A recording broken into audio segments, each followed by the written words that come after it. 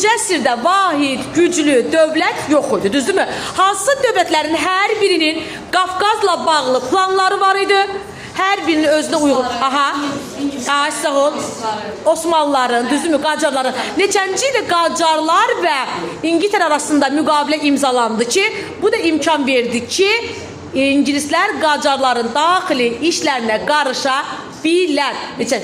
Birincidə. Nə vaxtı Dağıstanın Görgev şəhərində 1802-ci ildə o xanlıqlar güvənirdilər ki, kim onları himayə edəcəkdir və daxili müstəqillərə toxunmayacaqdır. Sən mənə Səfəvilər dövründə kəndlərin ixtiyarında olan ən çox ağırlığı çəkən hansı torpaqdır ki, o torpaq ən çox vergidən əziyyət çəkən torpaqdır və kəndlərin ümumi ixtiyarında olur. Hansı icma?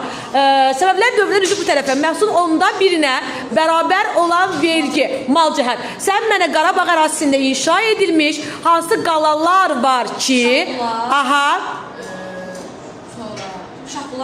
Şuşa və Bayat. Nə vaxt Bayat savaşında Hacı Çələbi məğlub oldu ki, 48-ci ildə. Hacı Çələbi hansı xanlığın qurucusudur? Şəki xanlığının yaranması bizim üçün tarixi əhəmiyyəti nədir, Natiq? Niyə dövlətçimizin bərpası deyirik? Kim bizim dövlətçiliyimizə son qoymuşdu ki? Yox. Kim idi Səfəvlərə son qoyan və yeni dövlət quran? Nadir Şah Əfşar idi. Nadir Şah Əfşar dünyəvi dövlət istədiyi üçün hansı iki vəzifəni ləğv etmişdi? Baş vəzir, düzdürmü? Nadir Şah Əfşarın kimləri orduya cəlb edilməsi əhalinin narazılığına səbəb olmuşdur. Çünki hansı kəndli kateqoriyası heç vaxt rəyyət. Kəndli kateqoriyası demişkən, Natiq, kəndləri 3 kateqoriyaya bölürük. Elatlar rəyyət və rəncbərdən nəyinə görə fərqlənir? Az vergi alırlar və orada işləyir. Bəs elatların başçıları nə adlanır? Elatların başçıları... ki onlar özləri yuxarı sosial zümrədir. Nuray?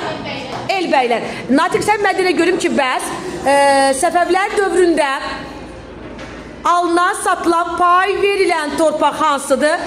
Feodalların mülküdür. Sən mədələ görüm ki, nə vaxt Nabur-Sülh müqaviləsi imzalanmışdı?